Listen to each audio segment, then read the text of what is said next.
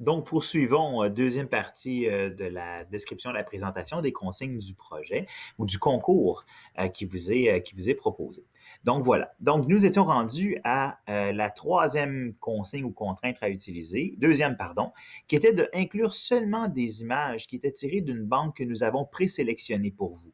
Donc, en cliquant sur le lien qui est là, vous accédez encore une fois à un dossier partagé sur OneDrive qui vous donne accès à peu près toutes les photos pertinentes dans le cadre de ce projet-là que vous pourriez utiliser pour créer pour participer au concours, donc créer votre arrière-plan. Donc ici, on a un dossier, là, une sélection de toutes les photos qui contiennent les activités qu'on a faites depuis le début de l'année.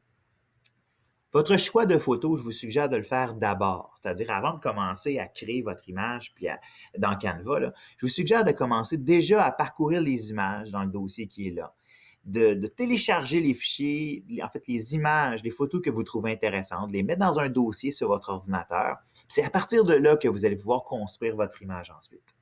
Donc, tout simplement, nous revenons dans excusez-moi, donc dans l'image, j'y arrive, je vais me retrouver, voilà. Donc, je reviens sur cette image, le fond que j'ai créé. Donc, un petit truc, là, je pourrais vous donner un petit point de départ, là, si vous allez dans éléments ici à gauche et vous choisissez les grilles. Les grilles, c'est quoi? C'est simple. C'est que c'est une façon de déjà organiser des espèces de cadres avec plusieurs photos à l'intérieur. Donc, prenons l'exemple ici, mettons, je vais faire un peu n'importe quoi, là. Vous reconnaissez peut-être des images qui existent déjà, là. Imaginons que, je ne sais pas, tu as envie de construire un concept avec plusieurs images. Tiens, je vais prendre... ouais, celle-ci, elle semble intéressante. Donc, qu'est-ce que je viens de faire? Je viens de rajouter une zone, un espace avec des photos à l'intérieur. OK? Donc, là, je vais juste recadrer là, mes photos là, pour que ça puisse entrer à l'intérieur.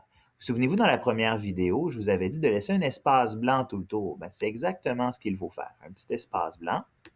Et là, vous avez des zones qui sont à remplir. Fait que vous prenez, évidemment, encore une fois, dans Télécharger, vous allez chercher des photos, OK? Et vous venez tout simplement les glisser à l'intérieur. Fait que je pourrais mettre ça ici, je pourrais mettre ça ici, OK? Donc, bien sûr, ce sont des images. J'ai double-cliqué sur une image pour pouvoir la déplacer. Donc, je réaligne les choses. Je clique sur Fait, OK? Et là, tu pourrais insérer des images un peu partout. Ce qui est intéressant de savoir, c'est que tu pourrais jouer aussi avec le petit espace blanc qu'il y a entre chacune des photos. Donc, pour l'instant, c'est 10 pixels. On pourrait réduire ça à 0 ou même à plus que ça. OK? Qu'est-ce qui vous empêcherait, après avoir inséré un paquet d'images, de rajouter une autre image ici, de la réduire, de l'insérer, de la tourner comme ça, OK? Et de venir l'insérer juste ici. OK? Ça pourrait être vraiment intéressant de faire ça, mais ce qui est important de savoir, c'est que il ne faut pas cacher le bas de l'image qui est ici. Donc, un autre truc que je peux vous donner, c'est que lorsqu'on clique sur un élément qu'on veut insérer dans l'image, on peut cliquer sur changer sa position. Donc, si on clique une fois sur arrière, arrière, arrière, arrière, arrière, plusieurs fois, oh, j'arrive pas à le cacher en arrière. OK, ça veut dire que ça c'est comme inséré comme un arrière-plan.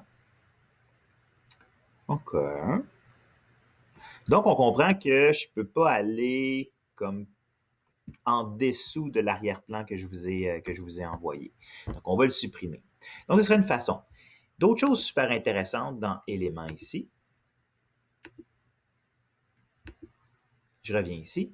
Donc, tu pourrais insérer des éléments qui sont gratuits. Ce qui est super important, c'est de choisir l'option qui est gratuite ici. Parce qu'il y a la version Pro et la version Premium. Là. Vraiment, là, ça vous permettrait là, de trouver des images vraiment intéressantes, mais tu n'auras pas le droit de les utiliser parce qu'il faut payer, à moins que tu aies un budget illimité. Là, puis ça m'étonnerait vraiment.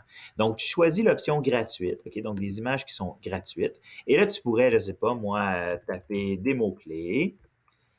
Et là, tu obtiendrais un paquet d'éléments que tu pourrais insérer dans ton affiche. Évidemment, tu reconnais bien là, les stickies, là, mais bon, tout ça pour dire que c'est des éléments qui s'offriraient à toi. Dans Éléments, il y a aussi plein d'autres affaires. Il y a des graphiques, des formes, des dégradés. Ça crée vraiment des zones vraiment intéressantes. Fais attention si tu rajoutes des zones de texte, ça pourrait être un peu délicat, il pourrait peut-être être refusé.